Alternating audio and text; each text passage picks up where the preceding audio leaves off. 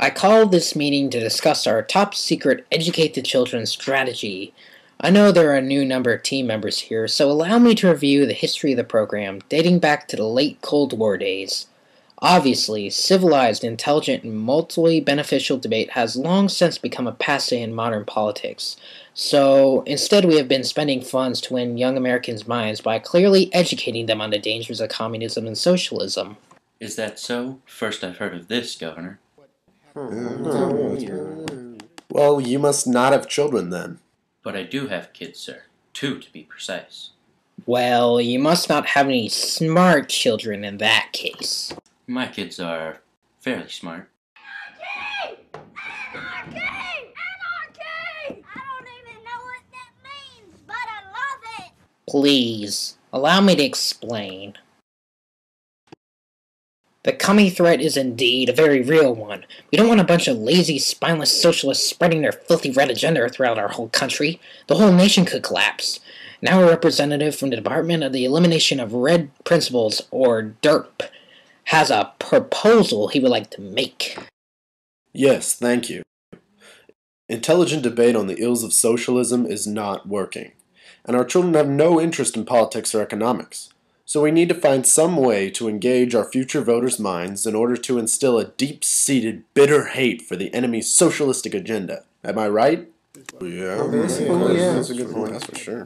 Please, sir, explain further. You see, Governor, this new concept involves the use of extended school group assignments that are a big part of each kid's semester grades, forcing kids to work together on a mundane task that they don't care about. Why? Inevitably, the dumb, lazy students will take advantage of the smart, hard-working student or students in their group. This assignment setup is distinctly communistic, wouldn't you say, reaping the same benefits regardless of productivity. This would brainwash the smart students, who care about their grades and therefore are left to do entire group projects by themselves, into deeply despising communism through sleep deprivation, stress, and anguish. Meanwhile, the dumb students, who have been brainwashed to the other side of the argument through these group projects, would be flagged as pinkos or communist sympathizers, but wouldn't be a threat to American society because they would, presumably, be stuck in bottom-level jobs and wouldn't obtain any political or economic power. Huh, wow. Now that is a brilliant idea. You know, that wasn't such a brilliant idea. Yes, despite some past successes securing the presidency of Reagan and Bush, reports seem to indicate that we greatly underestimated the population of lazy commie students. It seems a large portion of students are content to do absolutely nothing with themselves. You can practically hear Darwin crying as they reproduce. Perhaps the group project program needs to be scrapped. But it does do a good job of illustrating the horrors of communism. Rather than scrap it, we need to find some way to push more of the kids to caring about their grades enough to be productive in the groups.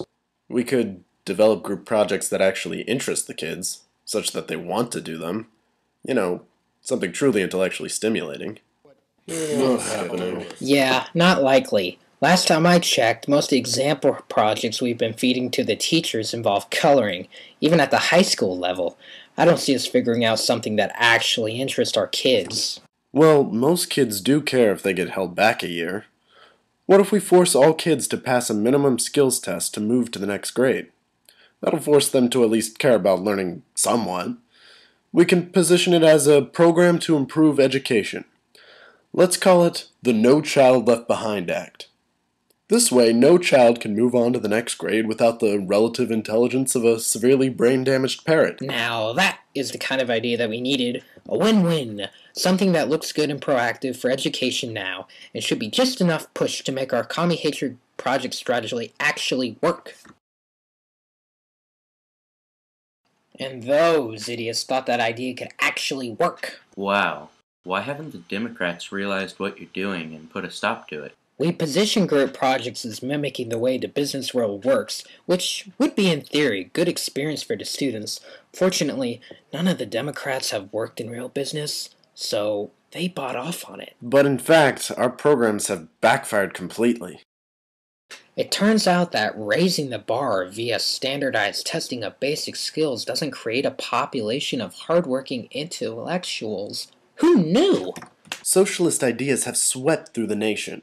With the Occupy Wall Street and universal healthcare disasters, America is practically a socialist regime now. We have to act immediately. This is an absolute disaster. Can't think of anything. Why don't we boost the approval ratings by declaring a global war on the terror of the commie high school curriculum? We could position ourselves as the heroes of the current generation, purging group projects and all other forms of commie-inspired activities from our schools. Genius!